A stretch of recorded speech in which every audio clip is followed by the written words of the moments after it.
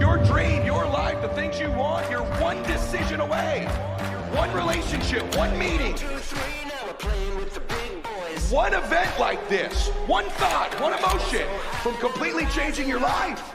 You're much closer to your dreams and your visions than you think you are. 10, 9, ignition sequence start.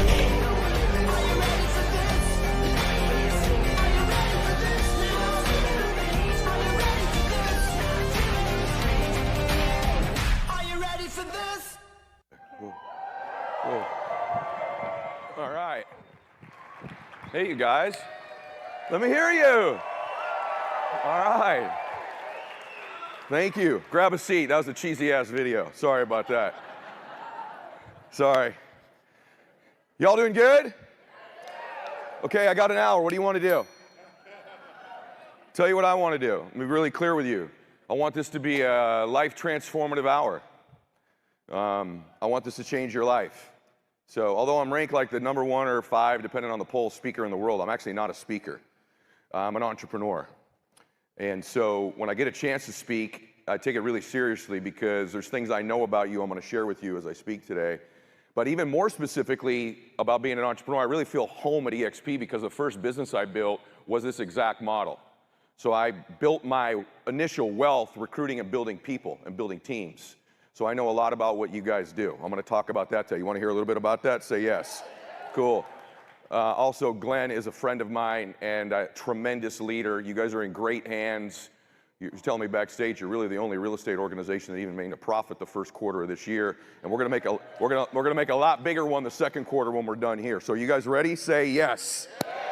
All right. So after the cheesy video, let me clear some things up for you for a minute, because my team always sends some version. Luckily, that was the short one. There's like a 20-minute one I could show you too, with like islands and jets, and when I used to be jacked and big with my shirt off. You'd love that one. Super goofy. And so what I am not is some superstar person. And I think that's important. You know, when you see everybody up here on the stage, they're all dressed in really expensive clothes. They've all had a lot of success. I come up here with a hole in my shirt. I'm not all that expensive. But the point is, when we come up here, you could kind of start, because there's a hero-making machine that comes with building leaders, right? We make heroes of people. It's one of the best parts of your business. One of the downsides, though, is you could start thinking these people are different than you. And then if you can actually convince yourself they're different than you, then like you have an excuse not to win. So what if, at least in my case, I'm like a goofball and really average and ordinary? Would that give you a little bit of hope if you knew who I really was? Yes? Okay, here's who I really am. I'm really the son of a drug addict and an alcoholic. That's actually who I am. Who I really am, grew up very shy, very insecure, no self-confidence. Who I really am is I grew up in tremendous anxiety and dysfunction. And those things that are embedded in you as a child, you never really lose all of them. So even to this day, hundreds of millions of dollars, I got a Global Express, I own 6 jets, I own an island, I reach millions of people with my podcast, which, by the way, some of you still are not listening to the best podcast in the world, right? Like, I don't get it, but listen to my podcast. It will change your life. The Ed Mylett Show. But after all of that, who I really am is that's me. I'm the son of an alcoholic. And so, did any of you, by the way, grow up in any neglect or dysfunction in your upbringing? Just curious. Any of us? I got some brothers and sisters. Wow, the rest of you have like perfect families. You're totally full of shit. So, how many of you had any neglect? Right? So, like, it could be like divorce, bankruptcy. They didn't tell you they loved you enough, all the way up to abuse, drug addict, whatever it might be. I have a very good friend of mine. How many of you have kids? Cool. This is going to hit home. Really good friend of mine. I met my wife in kindergarten. And I'm still very good friends, we both are, with another girl from our kindergarten class. Her name's Jennifer. I won't tell you her last name. And when I've had a lot of cool things happen in my life. And then my book came out, The Power of One More. It's the #1 nonfiction book in the world this year. And she says to me, man, I'm so proud of you, Eddie. You grew up with all that neglect in your home, and you've just changed your life and changed the world and blah, blah, blah. And I said, Jen, I love you and thank you. But I said, I have to be honest with you because I do love you. I think you neglect your kids. She said, what are you talking about? Brian and I have been married together for 25 years. I don't drink. I love my kids. I said, yeah, that's all the basic stuff. I said, let me explain something to you. The most insidious form of child neglect in the world, is a child who's being raised by a parent who is not in pursuit of their dreams or their potential.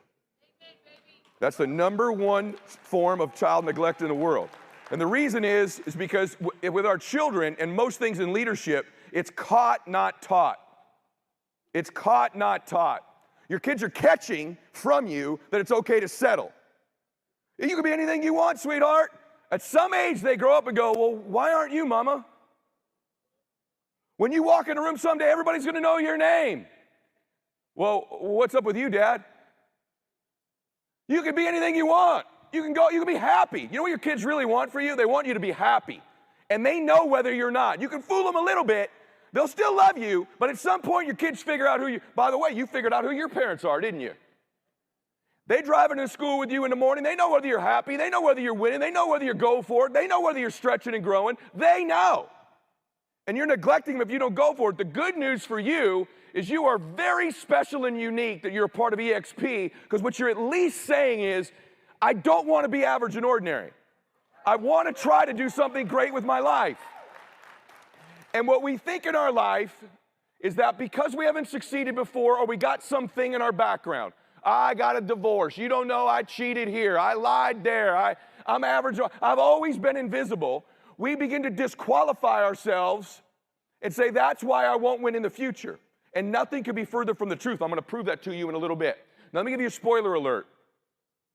My dad eventually got sober and spent about 35 years of his life sober, completely changed his life. So the reason I'm even in this space where I believe human beings can change their life is I watched my hero do it. But I'm going to teach you a couple things, okay? I'm going to say something to you. I'd already written my book. I'd already had, a lot of pretty good success.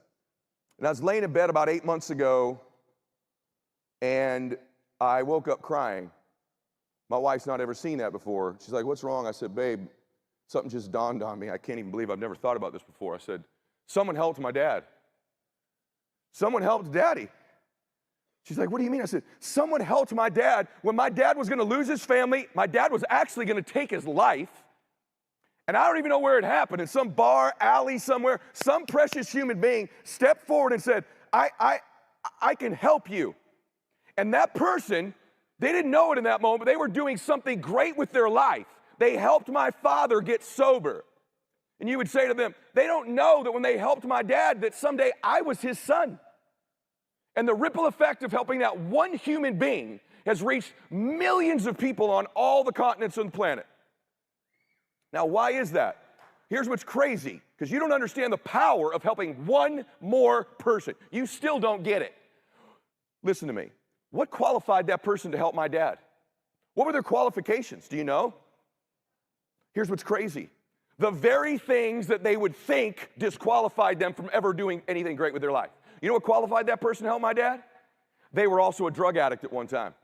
They were also a liar, living in the shadows, stealing, drinking, hanging out, cheating. The very things they thought would disqualify them from ever doing anything great qualified them in that moment to step forward and help my father, because in life you are most qualified to help the person or people you used to be.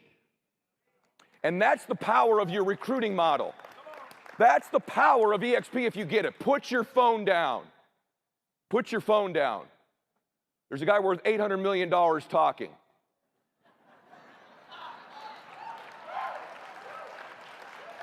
You are most qualified to help the person you used to be. That's the power of this model. If you used to be broke and you no longer are quite as broke, you can help broke people. If you used to not have confidence in yourself and you got a little now, you can give it to people who don't have it. You used to not have a dream or believe you could do something, and you do now, you can help people who need dreams. Listen to me. We need leaders with vision to help people with dreams. And you're that person. And you would think, not me, I'm shy, I'm broke, you don't know. Listen to me. That's the very thing that qualifies you. Let me tell you what you don't know about recruiting people here. This is the belief system. You ready? Everybody wants in. They just don't know it yet. If they felt what you feel in this room, if they knew about the recognition, the travel, the awards, the helping of one another, they'd want all of that. They just don't know it yet. So when they're smirking at you, you know that smirk when you're trying to recruit somebody. You know what I'm talking about. You smirk your ass right back at them. You let them know. In your gut, you know, you want in. You want everything. You want all the goodies we got here. You just don't know it yet. That's a fact. And you are one recruit away. You are one recruit away from completely changing your life. Trust me, I know. I've got about 10 of them in my whole life. And those 10 recruits separated me from being broke to being worth millions of dollars. You're looking for 7 to 10 key leaders in your business. Yeah, I know the model. Now that's going to lead to hundreds and thousands of other people, but you're really looking for 7 to 10 key players. You can't find 7 to 10 key players the next 10 years, something's wrong with you. So this is not a matter of whether you will win here. It's a matter of when, if you stay. Okay? So the power of helping one more person. Here's what's funny. Let me just prove to you one last time, Mr. 800 million, what a goober I am. So I'm in the business of recruiting and building people. And I'm struggling. In fact, I actually made a little bit of money for a while, but I ended up going broke. And so broke that I got married to my high school sweetheart, who was my kindergarten crush. And she literally grew up down the street from me. And I had all these dreams when we were kids. I'd walk her on the beach and say, babe, we're gonna get one of these beach houses someday. In high school, you know, I'd tell her all these dreams. She said, we are? I said, yeah, man, we're gonna have this amazing life. And not gonna be like your mom and dad and my mom and dad. Something awesome is gonna happen with us. And then we got married and reality set in. And about 6 months after us getting married, we had our power turned off. Because I was doing this. And you know, it can be some lean times when you're recruiting and selling on commission. And then her car got repoed. And then my car got repoed. And that was all bad, but then the power got turned off. Now, that's bad. Then the water got turned off. You don't want your water turned off. So let me tell you what happens. You can't bathe. You can't cook. And so for about a month and a half, every morning I would get up with my new bride, and we lived in an apartment complex. You can picture an apartment, you know, they got that swimming pool, that one shower.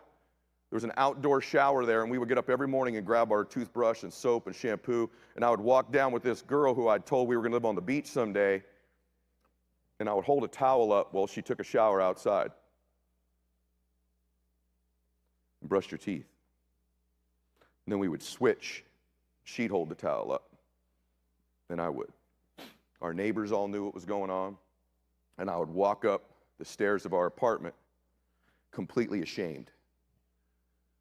What I was doing was I was living a nightmare and going out every day selling the dream.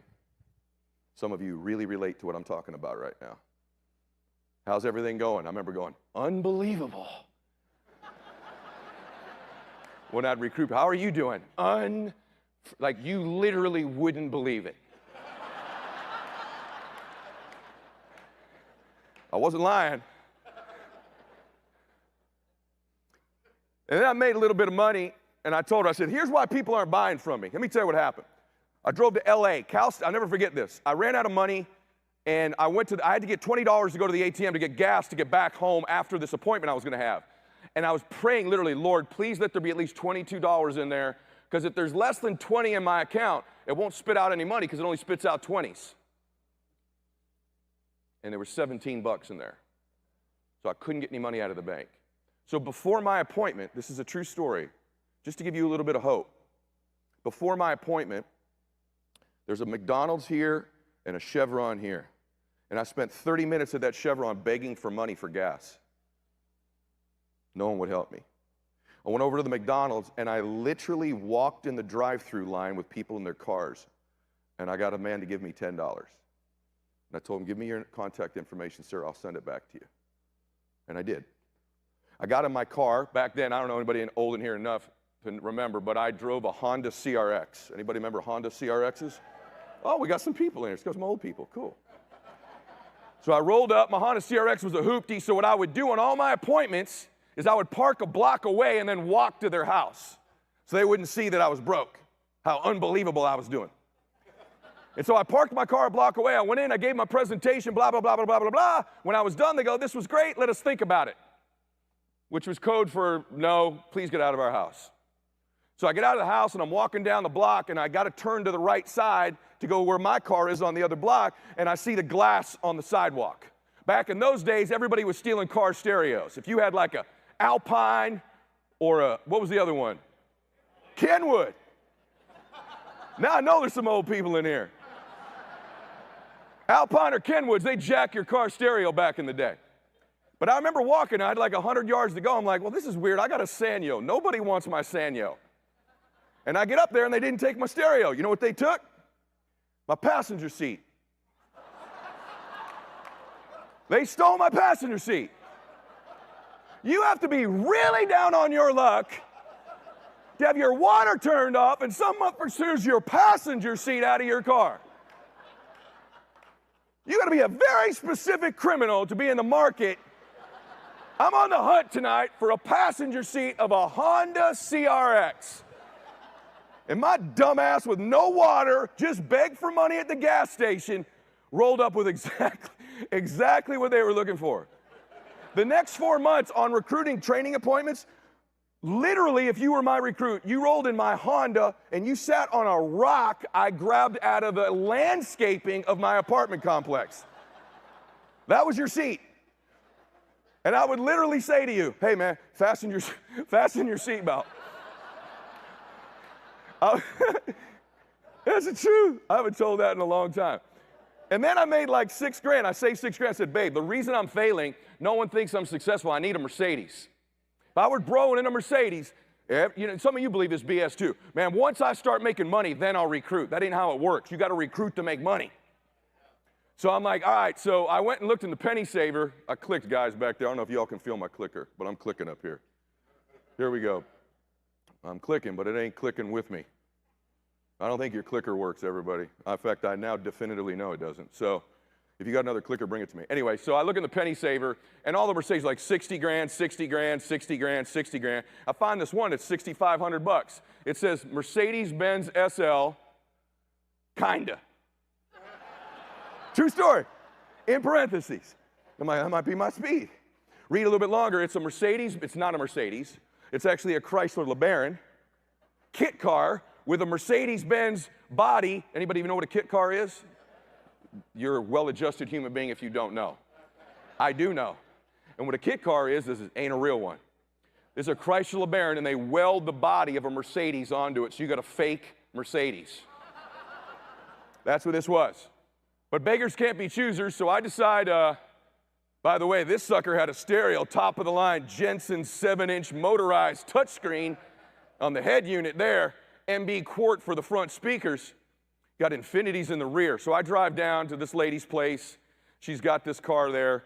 I'm pretty sure there was some methamphetamine, thank you, involved in her universe at the time based on what was going on there. And I said, tell me about the car. She goes, look, I'm just going to shoot straight with you.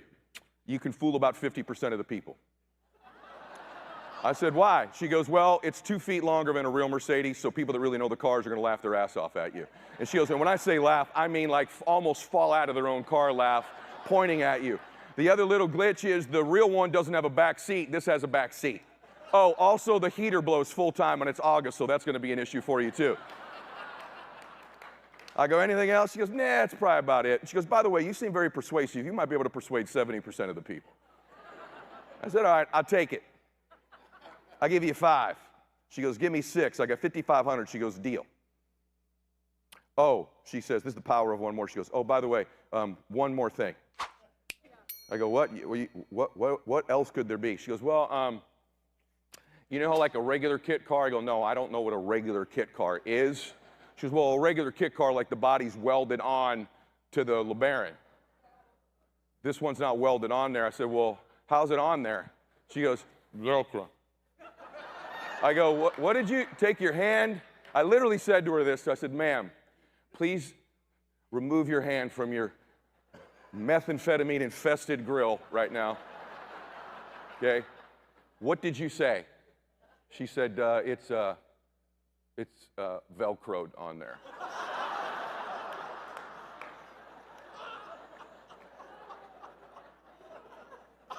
I said, wait a minute. So what you're telling me is I have purchased a fake Mercedes Velcroed together with the heater blowing vehicle from you.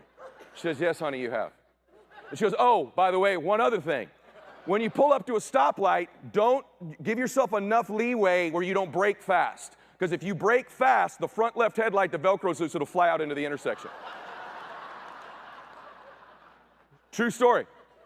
Hey, Forbes magazine named me the most fastest growing man in the history of social media 3 years ago. Let me just tell you something. If there were cell phones and social media back in the day, I would have been 3 billion times more viral. Because let me tell you why. Number one, I was driving a Velcroed fake Mercedes. But better than that, more than 100 times in Mr. 800 Million's life over here, I have rolled up to the intersection too quickly. Whoop! Headlight out into the intersection. More than 100 times, just to give you hope, I have run out into an intersection and stopped four-way traffic. In my Men's Warehouse suit and my JCPenney shoes, and I have picked up my own. Imagine you pull up to a light just minding your own business, and you watch this headlight fly out into the intersection. And then some dude gets out of his car, runs into the intersection, stops the traffic, picks up his own freaking headlight with Velcro on it, runs back to his car, sticks it on there, and then jumps back in his car again. You imagine how viral I would be? By the way, about 25 or 30 of those times, I shut the door too hard and it fell off. And then I'd have to get out of my car and Velcro it back onto my car. True story. So, what's my point? By the way, just for fun, which one's my car? Is my car the silver one? Say aye. Or is my car the blue one? Say aye. Blue's mine, huh? Wrong. How do you know? Look at the front left headlight. See the gap for the Velcro? You can look at it right now. Bam, that's my car. I drove that car for 5 years.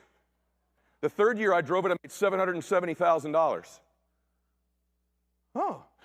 The fourth year it got stolen, and the criminal went 5 houses down from me, figured out what it was, got out of the car, left the keys in it, and rolled on. In the fifth year, I sold that car to a dude on my team for $7,000. His name's Rob Day. It's a true damn story. And he's worth about $100 million now himself. How about that? So, why do I tell you all that? I ain't no superstar. Hope I gave you some hope. You got a little hope right now? Say yes. So, what the heck did I do? Let's talk about it for a minute. First things first is I made one decision. I don't want to live life on a merry-go-round. Most of the people that are giving you crap about doing this, that don't get why you're doing it, they chose to live their whole life on a merry-go-round.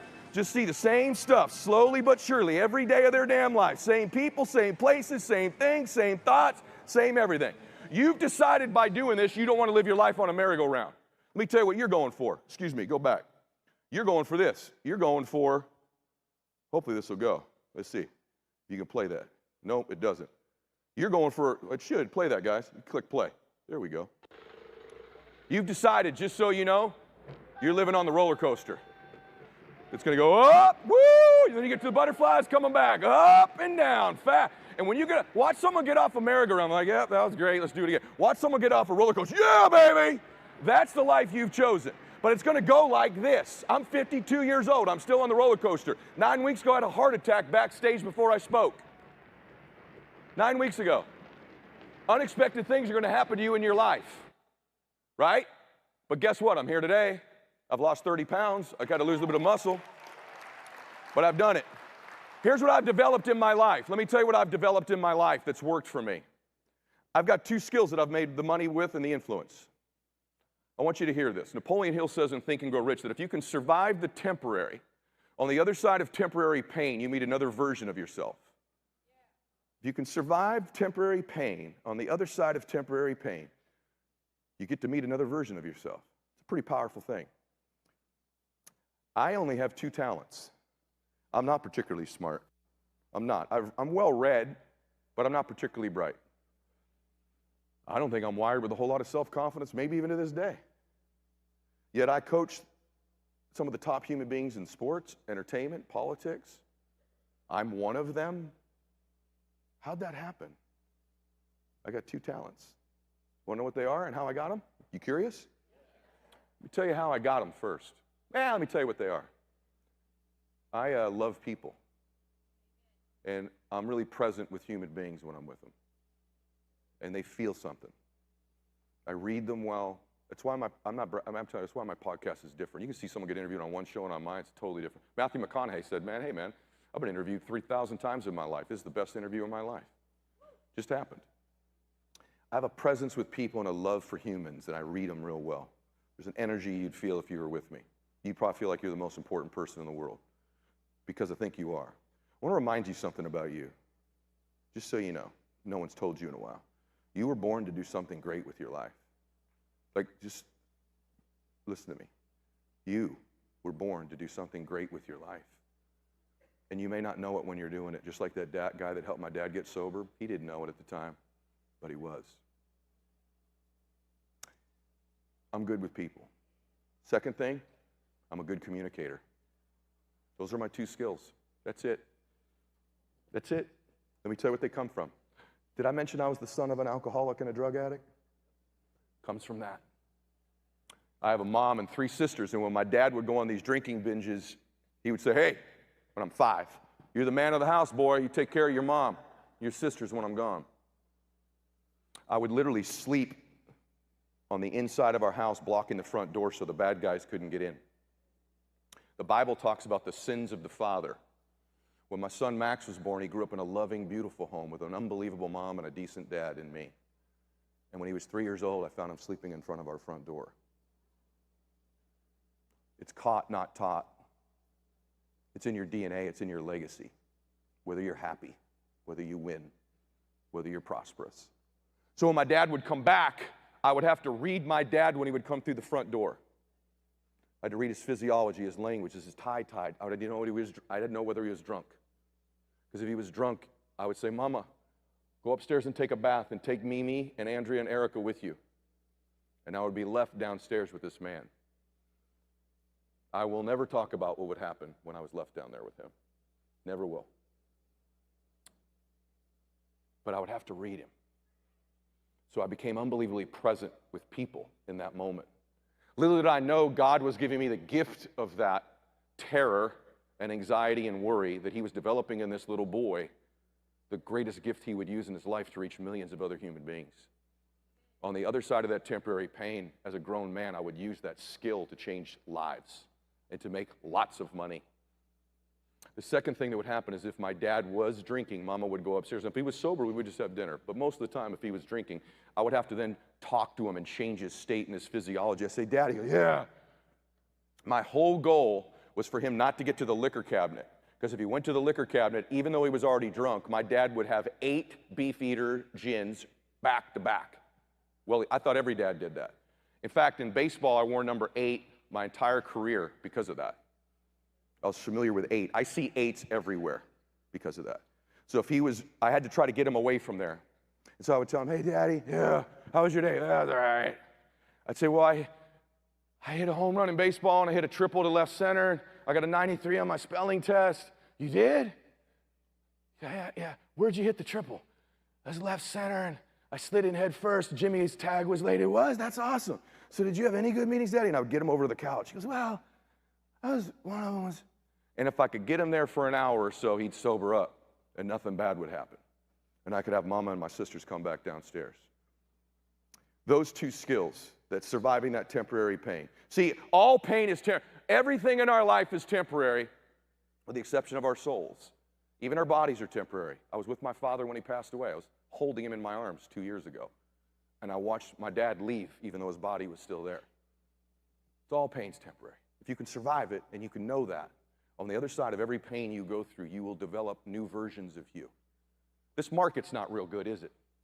Some of you will quit because of it. Some of you won't recruit. Some of you will make excuses. Some of you will go, nope, I'm gaining market share right now. I'm going to cash all the checks in 2 years when things turn around. Because on the other side of this temporary pain, you'll meet something. I've developed the ability to... What would be a... Well, I'll go back. Sorry. I can't get to my slides, guys. There we go. Here's what I've developed in my life. I've developed responsibility. Responsibility doesn't mean that, hey, it's your fault, it's my fault, none of that stuff. Responsibility means this, that you intuitively understand that you have an ability to respond to what life gives you. An ability to respond. It's the more human you are, the more alive you are, the more you have an ability to respond to adversity, to difficult times in your life. Let me give you an example. By the way, one of the things I worry about in our culture is both political parties are constantly telling you, your shitty life isn't your fault. You're a victim. It's someone else's fault. It's those guys. It's the ones coming across the border. No, it's the white guy. No, it's the Democrat. No, it's the Republican. They're constantly telling us we have no responsibility over our lives, no matter what party you're a part of, and I'm not political at all. I can just tell you straight up, all of that does not serve humanity. It strips people of their humanity. It strips people of having a chance to do something great with their life. So listen to me. Listen to me.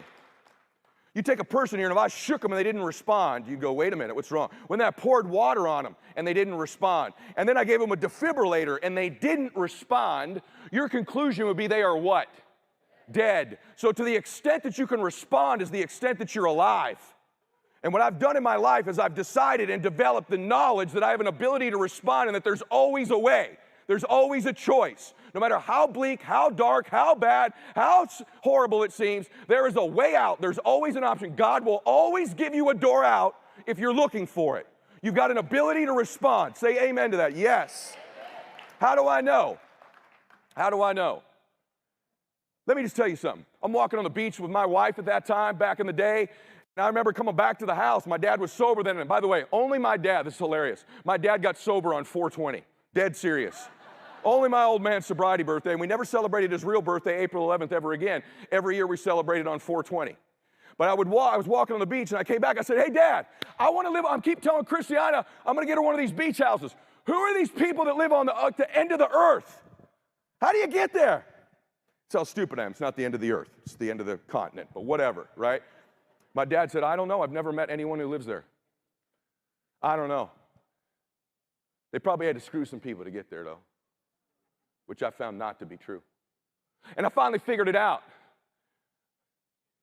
Listen to me. When you find a family that's rich or happy, some point back in their lineage, some point, they weren't. Let me say it to you again. You find a happy family, some point back generationally, they weren't. You find a rich family, some point back in their lineage, they weren't. Until the one shows up. Until the one. In every family, there's one. There's one person that shows up and goes, nope, it stops with me. I'm going to change my family tree forever. My mom and dad aren't going to live like that. The world's not going to have theirs. In my family, in the Mylett family, I'm the freaking one. I got up early. I took all the no's. I'm the one begging for money at the gas station. I'm the one who took the hits. I'm the one who went to all the meetings when everyone said I was crazy. I'm the one who kept believing. I'm the one. And you know what? It's never who you think it is. No one in my family would have picked little Eddie to be the one. None of my friends in high school would have thought I'd be. Ask anybody I went to high school with. There's nothing in me ever that would make you think that. But the Mylett family, forever, we think different. The world doesn't have their thumb on the Myletts anymore, man. We go where we want. We call the shots. You got to be the one in your family. Listen to me. You got to be the one. And most of us that are the one never thought we were, never believed we were. But I loved my family so much. I don't want the world to put pressure on my mom anymore. My mom's had enough stress in her life being married to my dad all those years. I don't want my children to worry like I worried. When I'm gone someday, I don't want my great-great-grandchildren to ever have to deal with what I did. I want them to someday go, who's that a portrait of, great-grandma? That's your great-grandpa, Eddie, and Christiana. They changed our family forever. That's what I want for you. In fact, there's actually a term for it. There's a doctor named Dr. Broderick. Here's what she calls the one. A transitional character. A transitional character is one who in a single generation changes the entire course of a lineage. The changes might be for good or ill, but the most noteworthy examples are those individuals who grew up in an abusive, emotionally destructive, or poor environment and who somehow find a way to metabolize the poison and refuse to pass it on to their children. They break the mold. They refute the observation that abused children become abusive parents, that the children of alcoholics have to become alcoholics, that poor children become poor adults, Their contribution to humanity is to filter out the destructiveness out of their own lineage so that the generations downstream will have a supportive foundation upon which to build productive lives. That's you, baby. That's you. If you stay long enough, that's you. And you happen to be in a company that gives you that opportunity. Now, there's going to be some stuff happening to you. Let me tell you what's going to happen. You're going to have haters. You're going to have critics. You ever heard the term on social media? Everybody always says, hey, you'll never catch criticism from someone doing better than you. You ever hear that? Let me tell you something. That's a lie. You're going to catch criticism from people at every level. In fact, your mentors and even some of your uplines, they'll be really excited for you until you start doing better than them or starting to threaten their success. You ever heard of a guy named Tiger Woods? I'm going to show you a video right now. Tiger Woods at his first professional golf tournament. This is a clip none of you have ever seen before. He's being interviewed by a guy named Curtis Strange. Curtis Strange, I like Curtis. I know Curtis. He's actually a broadcaster for CBS right now. He's a really great player. He's in the Hall of Fame. He's won 2 majors. Won the US Open twice. Really good player. But this cocky kid who he thought was cocky wants to now play professional golf. He gets to interview him at his first tournament. And you know what he does? He tries to steal his dream. Number 1. You have anybody try to steal your dream? Number 2, you know what he tries to do? Get him to be realistic. You have anybody trying to get you to be realistic? Yeah. The other thing is, makes fun of him and mocks him like he's got an ego, like who are you to want to do so well? What's wrong with where we already are? You got anybody that going in your life? You know exactly what I'm talking about. Tiger Woods is the one in his family. Okay? Watch this interview. It's a minute and a half. You're not going to believe that you've never seen this before. What would be a successful week here in Milwaukee? Two things. I think if I play 4 solid rounds, we'll go off to a good start today. If I can do that for 3 more days, I'll be very happy, and a victory would be awfully nice too. A victory. Mm. Do you think, to me, that comes off as a little cocky or brash, especially talking to the other guys on tour that have been out here for years and years and years, and certainly an incredible amateur record. But what do you say to those guys? Well, when you come out here, you know what I'm saying, your first pro tournament, you say, I can win. Oh, I understand that. I've always figured that why go to a tournament if you're not going there to try and win? There's really no point in even going. That's the attitude I've had my entire life, and that's the attitude I will always have. As I would explain to my dad, second sucks, and third's even worse. It's just a feeling. But on tour, that's not too bad sometimes, though. That's not too bad, but I want to win. That's just my nature. You'll learn. How about that? How about that? You'll learn. You got someone in your family just like that mother right there. Yeah, they learned, didn't they? About 20 years of the biggest learning experience all of them ever had in their damn life. Got their asses slapped around, right? Right? That's what you got to do. So I see this video and it changed my life. I'm going to tell you 2 stories that I think are going to affect you that you'll remember forever, and then I'll be done. Number 1, my son. This is my son, whom I love. I don't have time to cover that. We'll click through it. Oh, you know what? Let me give you a gift. I'll scan that real quick.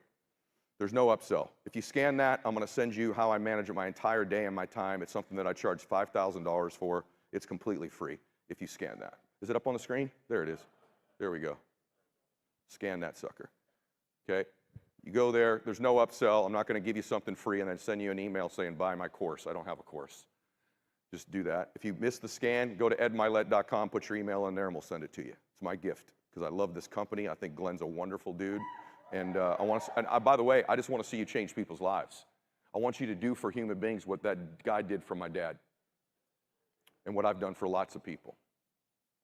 So this is my son, whom I love. I only have one son. His name's Maximus. I love him, but I'm going to share some things with you that would embarrass him. He's the most uncoordinated human being I've ever met in my life. To this day, if you put a gun to my head or his mama and said, is Maximus left or right-handed? And he's 21 years old. We probably should have figured it out by now. I have no idea whether he's a lefty or a righty. Let me tell you why. In baseball, if I put a glove on his left hand, he would still wear a fly ball right in his face. Bam! We'd switch the next year to the other hand. Bam! He struck out 64 times left-handed when he was 9, 63 times right-handed. In flag football, any of you that have kids that play flag football, my son was the blocker.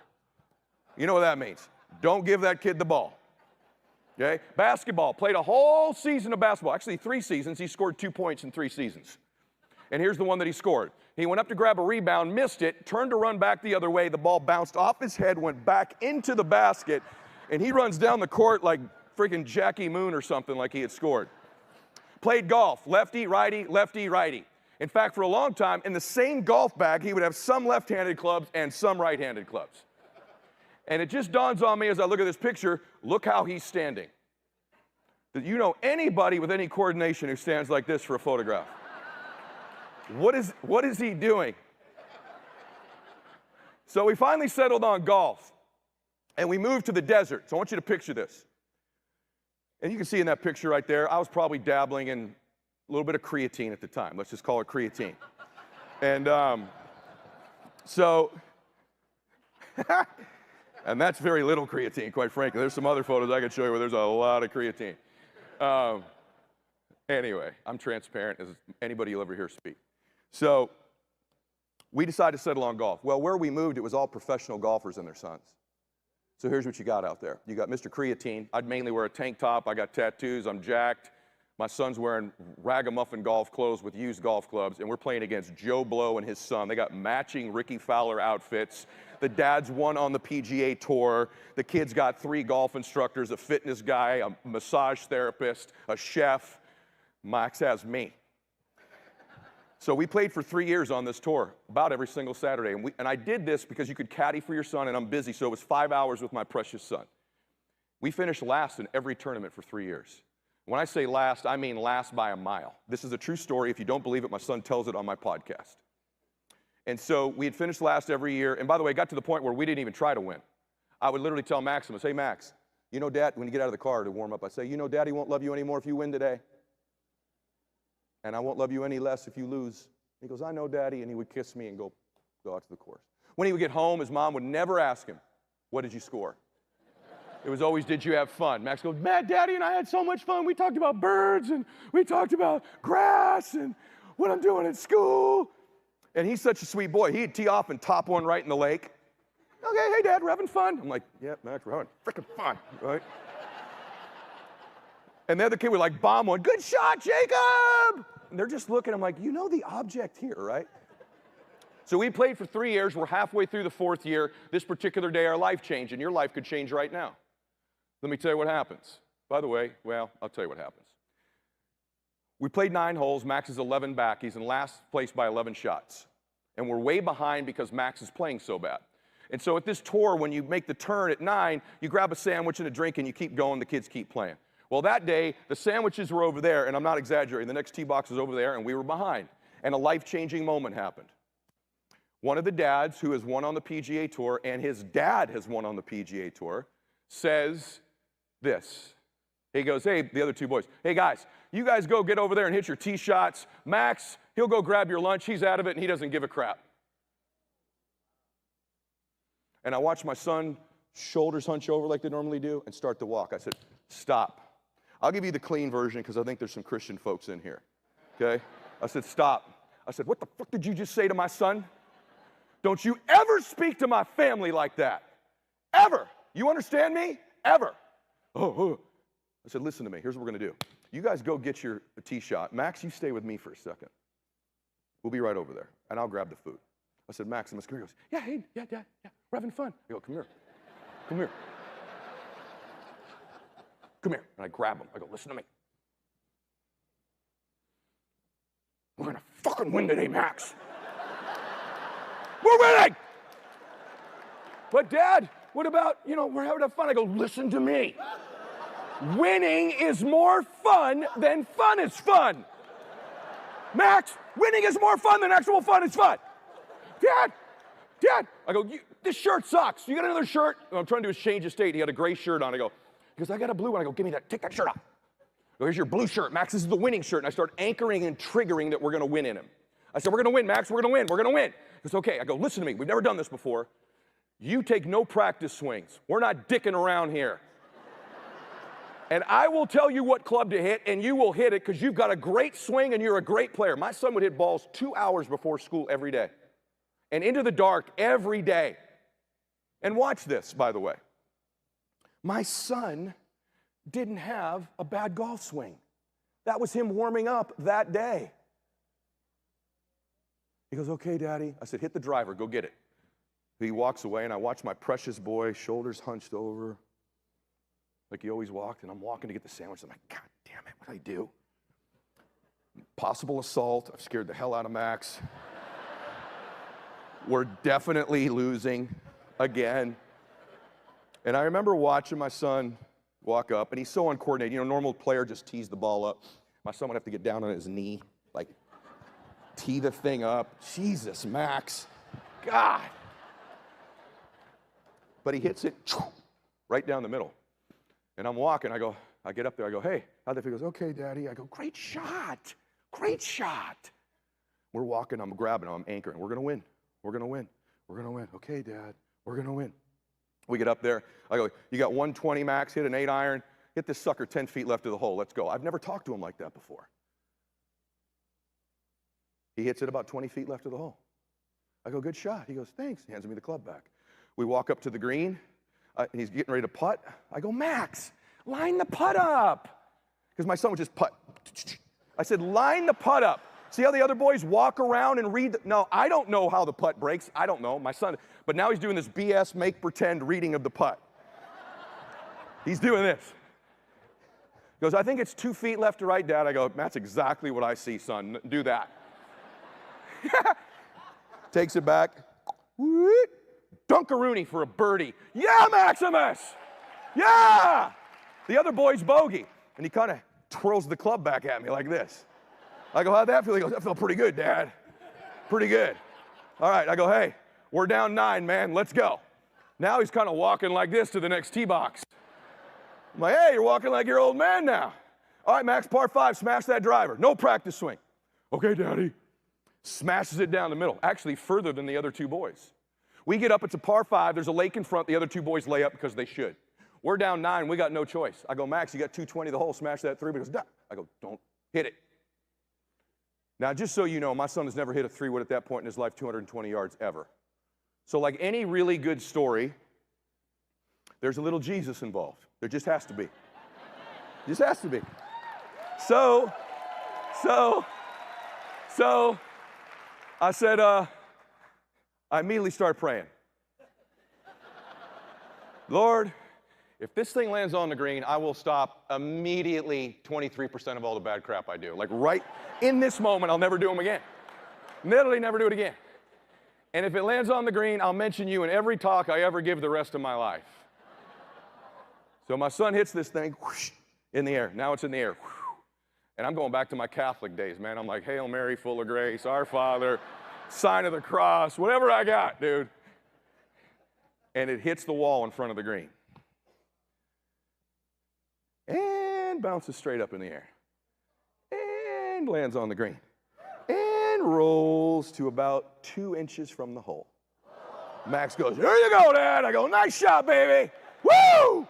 And the other boys lay up. So here we go. Max squats up, taps in for an eagle. I go, how'd that feel? He goes, Dad, really good. I go, now we're total conversation. Now he's walking to the next tee box. Hey guys, I'm playing Callaway. What are you guys playing? You guys like Titleist? Like, what's the deal? Like, they're gonna get some foot joys. I'm not real sure. You know, I think the wind's blowing a little bit. It might actually, you know, he's totally talking like he knows what he's doing now. So we're down 7 shots now. Fast forward to 18th hole. We're down 1. Numbnuts, who made the comment, dipshit over there, and his son are in first. I go, let's go, Max. Let's win this thing.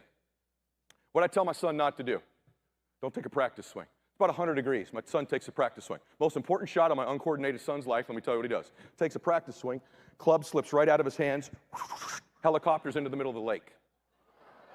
Yeah, true story. You don't believe me? He tells it on the podcast. Most important shot of our life, my son throws the weapon he's going to use into the water before he can use it. Dead story. True story. Dead serious. I go, all right, Max. Power on one more club. Here, hit the 3-wood. My son hits the 3-wood down the middle. All right, there's a lake in front of the green, and I hear Numbnuts tell his son, hey, I won't say the kid's name. Hey, don't hit it in the lake. I go, Max, get over here. Hurry up. He's going to hit it in the lake. You never tell someone what not to do, man. Sure enough, he hits it in the lake. I go, Max, you got 122, hit this 8-iron, 10 feet left of the hole. Let's get the F out of here with a W, buddy. We have never talked like it's the same boy, I love you, whether you all that bull crap, right? Yeah. Which isn't bull crap, but you know what I mean. And he hits it about 10 feet left of the hole. This little boy's so good, he holes out from the other side of the lake. So here's the deal. Max makes the putt, we win. He 2 putts, we go to a playoff. He 3 putts, we lose. He goes into his little BS walk around the putt to read it. And my stupid butt, Mr. Motivational mindset, I go, hey, Max, a little downhill. Don't run it too far past the hole. My son, who never cared once, goes, Daddy, I'm going to make it. We're going to win. I almost cry right now telling you this. I go, well, then make it, man. Let's go. Because I got it. And he gets over that putt, and our life changed. Takes that, I'm shaking. Look at this.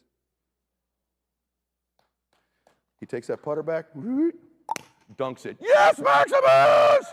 I'm carrying him around the green. Woo-hoo! How's that feel, buddy? Dad, this is awesome. Winning is way more fun than fun is fun. I'll prove it to you. Watch this face. Look at his little face. That's him after the win right there. Right? There's his blue shirt. Now, I still got to point out, still uncoordinated. You ain't ever seen LeBron James with an NBA title going afterwards, but he did it. He went on to win 22 straight tournaments. Same swing, different mindset. That day he shot 64, and I'm on a lot of creatine in that baby right there. 64. Then he finished third, and then he won 16 more. This is me and him playing golf in Cabo last year. He ended up growing quite a bit, and probably should do a DNA check. His feet are still completely crooked in the picture, by the way. Look at his feet. Still does it. After this picture, he lost 80 pounds because that's his college golf scholarship being signed. This week, my son played in the national championship and made a hole-in-one in the national championship yesterday. I should probably show you the video.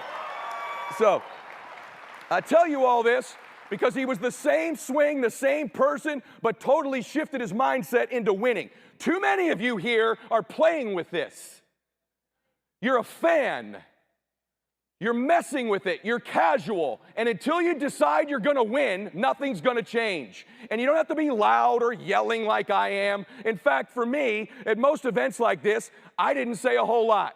I just kind of went, yep, yeah. Now I'm serious. And I planted my flag. I'm not going anywhere. I'm going to make this happen. This is where I do it or I don't do it. This is my place. These are my people. And that's what's got to happen for you here today. You got to decide you want to win. When you make, and by the way, it's all kinds of people win here. But you got to make that decision. Because when you make a decision, your life changes. You're one decision away from completely changing your life. One new recruit, one new relationship, one new thought, one speaker away from totally changing your life. Here's how I know it. This is my dad. I got to tell you this quickly. This is my dad and me. Goofiest picture ever. No idea why my team picked this. That's my dad and I. My dad's my favorite human being that's ever been here. Because he changed. See, if you really want to impress people, tell them how perfect you are. That's what most speakers would have come out here and done. But if you want to connect with people, and you want to do this in recruiting, reveal to them your imperfections. Too many of you are trying to recruit like, we're making big money. You know what you can say? You know what? I'm struggling myself, but I'm going to get this going. I have insecurities myself. I don't know everything, but I'll get you the answers. I'll tell you the truth. We'll root for you. We'll believe in you. Show them your imperfections when you recruit people. You will connect with them more deeply. Tell them where you come from. Tell them what your fears are. Tell them your anxieties. I promise you I'm right. This is my dad and I at my sister's wedding, just to prove at one time we were both good-looking men. This is my dad, my papa, and me. I'm Edward Michael Joseph Mylett III. Papa there in the middle is Edward I. I want you to take note first of what my dad's wearing, which is his patented white golf shirt and glasses. My dad had no money. My dad played golf on my dime. Papa, on the other hand, was the man who believed in me when I was young. Did you have anybody when you were really young make you feel special, like you were the special one? Picture their face right now. A teacher, your mama, your daddy, a grandma, a coach. Prove them right, because they were right.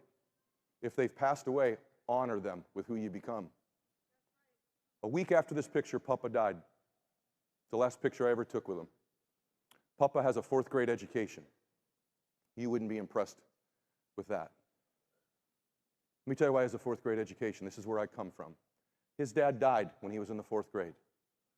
You know how his dad died? In a gutter in South Boston in front of a bar. He drowned, drunk, passed out. That's what I come from. I went from that to here. You can go from where you are to anywhere you want to go. Papa, by the way, stormed the beaches of Normandy on D-Day. He's a stud. I remember when this happened, thinking, oh my gosh, Dad's in Papa's seat now, I'm in Dad's. Like that, like a flicker. You young people in here, I was once the young cool dude in the front row. Now I'm the old wise guy speaking. Like that. You know what your problem is? Listen to me. You think everybody else is going to die, not you. You know it's probably going to happen, but you don't really believe it's going to happen. So you're going to get around to winning. You're going to get around to making your dreams come true. You're going to get around to making memories. You're going to get around to giving your best. You're going to get around to getting closer to God. You're going to get around to making those things work. You're going to get around to being happy until you can't get around anymore. This is me and my dad golfing. My favorite thing to do in the world was to sit in a golf cart with my dad for 5 hours and be with my best friend. He knew everything about me. I knew everything about him. We didn't agree on a whole lot either. That day, my dad, who has the exact voice I have, a deep voice, that day went, thumbs up. I'm like, well, you need to go to a doctor Monday, man. He did. Tuesday, he had a 12-hour surgery to remove a tumor the size of a football that had been growing in him for 8 years that he didn't know about. He was diagnosed with liposarcoma, very rare cancer. And when he got the cancer, I'll never forget, my dad said, hey, listen, I'll fight this thing once. I'm not shriveling up. I'm not getting all wrinkled. Not losing my hair. I'll fight this once. If it doesn't happen, that's it. I'm out. That's not what happened. My dad had surgery, chemo, radiation, proton therapy, chemo, surgery, experimental chemo over 8 years. And I would say, Dad, why are you putting yourself through this horrible suffering? My dad said, Eddie, I'm not suffering. I am in pain, but I'm not suffering. Suffering's something we choose. He said, Eddie, remember this, please, so you don't have to get sick. You will only understand the power and the blessing of having one more day until you're threatened with never having one again. I'll do anything to have another day with your mama. I'll go to another chemo, another surgery, more pain to be with your mama. To me, to get to spend another day with you, we could no longer golf again. So I taught my dad all these visualizations of how to visualize he and I playing golf that I teach in my books. He said, for me to get to my granddaughter's wedding, to go see my grandson Jacob play another football game, I'll do anything for one more of those. They're so precious. That's my dad about 3 years into chemo. He wore his golf shirt and his glasses every day. He couldn't play. And he started to shrink and shrivel, and he lost his hair. And every time I would see my dad, I would know I'm losing my best friend, my father, my hero. I'm losing him. If your parents are still alive, even though that may not be happening, listen to me. You're losing them. I had the blessing of God showing me it physically.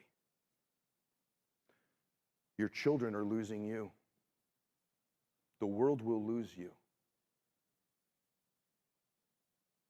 This is a year later.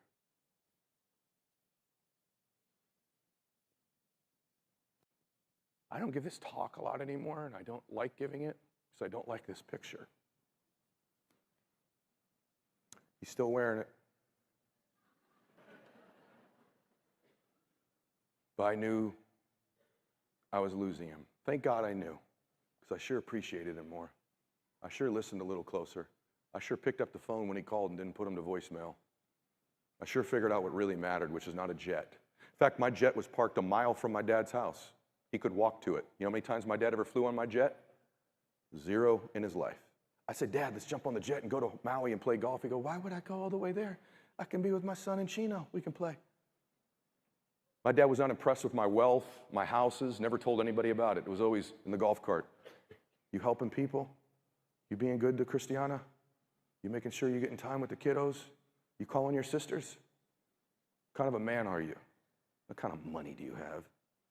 What kind of a man are you? Okay? This is my dad in the hospital. I got 4 minutes left. This is my dad in the hospital during COVID. First, take note of what he's wearing. My father would get up every day and shave and put his golf outfit on and visualize us playing golf. I would sit in the parking lot of Pomona Valley Hospital every day with my dad up because I couldn't go see him. I couldn't hug him, I couldn't touch him, and he was a couple 100 feet away. We would talk every day. This day, my dad called and said, hey. Sometimes my dad would breathe 5 times a minute, sometimes 25. Hey, what you doing? I said, I'm downstairs, just working on the podcast, some other stuff. I'm good, writing this chapter for the book. Okay. I said, how are you doing? He goes, I'm good. Okay, kiddo, okay. We just played Pebble Beach.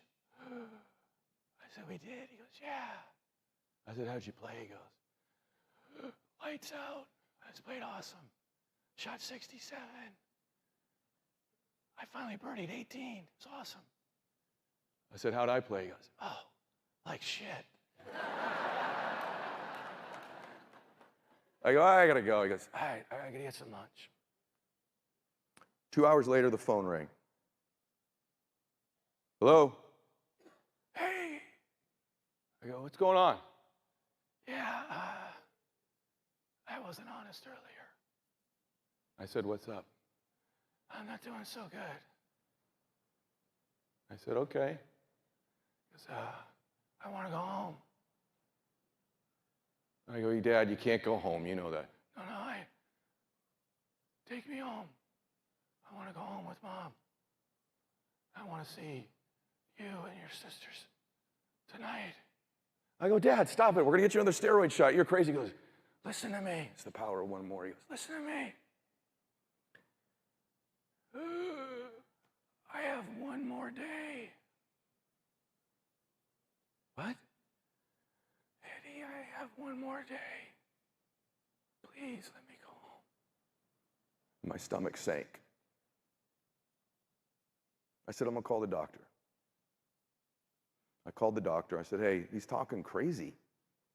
He goes, I'd go get him, Ed. I'd send an ambulance. Take him home. I said, what? He goes, Eddie, they know. I said, who's they? He said, someone who's going to die. They know. This is 4 hours later. That's my dad coming home one more time. Walking through that front door one more time. In an ambulance. By the way, you're going to come home one more time someday. Your husband, your wife, your mom, your dad, you will someday come through that front door one more time. Who do you want to be when you come through that door? What do you want to accomplish, seen, felt, experienced, tried, done, contributed? Who do you want to be in that one more day? It's coming for you at some point. That's my mom right there. His high school sweetheart, his wife of 50 years, watching her husband come through the door one more time. The staircase to her right that you can see there is the staircase I would send her up when I sat at that front door as a little boy. That's the same front door of a man I was terrified of would come through. A totally different man came through that door 35 years later. You can come home a different person someday. You can totally change your life. I'm in this space, I'm giving this speech, I write my books, I do my show because I know human beings can change because I watched my father do it. Right left of that paramedic is the liquor cabinet that I used to try to get him to avoid through the hallway. Totally different man came home. Who do you want to be? This is my father with one more hour left, and I'm holding his hand. He's still wearing the same clothes. My father refused to take morphine for the excruciating pain because it would violate his sobriety. About 20 minutes after this, I'm holding his hand. My dad goes, I'm so proud of you. I can't believe God gave you to me as my only son. I love you. And he closed his eyes. I've never said this, but I feel family here, so I'm going to tell you something. I got into the bed with my dad. And I held my dad like he held me when I was a little boy. One of the most beautiful moments of my life. Got to hold my dad. This man I was terrified of. And it made me think, who do I want to be in this moment when my children are gathered around me? What do I want them to know about me? Who I became, what I did, who their dad was. Who's Christiana going to think her husband was? My sisters. Who do I want to be when I've got one more hour left? And about 20 minutes later, he took one more breath. And he was gone. And his temporary pain was over. And I was a different version of me because of his pain. See, the other thing that's going to happen is if you'll survive the temporary pain is it will change the people around you for the better. And my dad did that.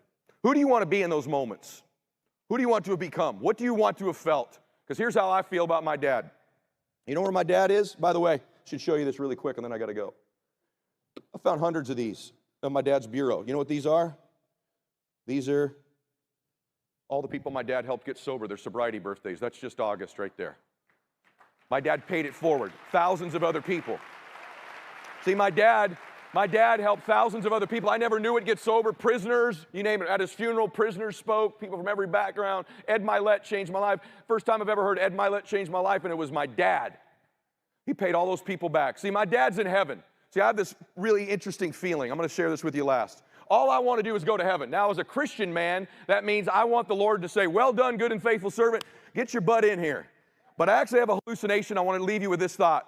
Who do you want to be in those moments, and what do you want your life to have amounted to? And by the way, I promised you in the beginning this would be a life-altering, transformative hour. I'm hoping that's been accomplished at least a little bit. You're a little different, a little thinking different, maybe shifted a little bit. Is that the truth? Give me some love at least so I feel good. All right, good. Now, it's all right. You don't got to stand. No, you don't got to stand. You don't got to stand. So, when I get there, I think you get introduced to the woman or the man you were born to be. I think God goes, hey, let me show you the image and likeness I made you in. And when I get there, I'm going to go, hey, man, I've been chasing you all my life. I've been after you. And he's going to go, I've been watching, dude. I thought that one chapter you were toast. That other mistake you made, that thing nobody knows about, I know. All the falling down, all of it. But you kept getting up. You kept getting up. You kept getting up and coming at me, man, and you did it. You maxed out your life. You got all the juice. You rode the roller coaster, dude. You didn't take the merry-go-round. My God, what moments, what memories, what experiences, the people's lives you changed. Well done. We're identical twins. To me, that's heaven. Hell looks a lot different.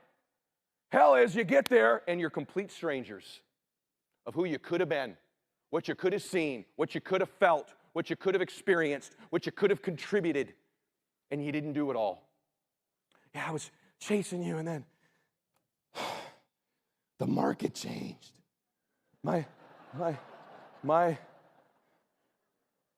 Someone quit on my team. The deal, I needed it, and it didn't. The one thing didn't come through, and that guy said he was going to do this with me, and then he's in the witness protection program. I can't find him. You go, yeah, I was watching. You got up the one time. You got up again. And then you just kind of laid down. You got on that merry-go-round again, like everybody told you should, to be realistic. You'll learn. You'll learn. Problem is, you don't get another one of these. That was your only one. There's no power of one more life. There's only everlasting life. You don't get another one of these. What happened? And if you're honest, your answer would be, I was scared. I was scared. I lived my life afraid. Afraid of what I might not be good enough. Afraid I wasn't enough. afraid of what people would think and say about me, afraid of making a mistake, afraid of offending people. Heck, I might have even been afraid of succeeding, but I lived my life afraid. That's hell. My hope for you is that after this hour, you firmly and completely decide in every way possible that you're going to go to heaven and that you deserve to be there. And I want to remind you of what I told you in the beginning. You were born to do something incredible with your life, and the final chapters have not been written. You and God are the authors, and you could decide today to grab the pen of your life and just decide, just shift.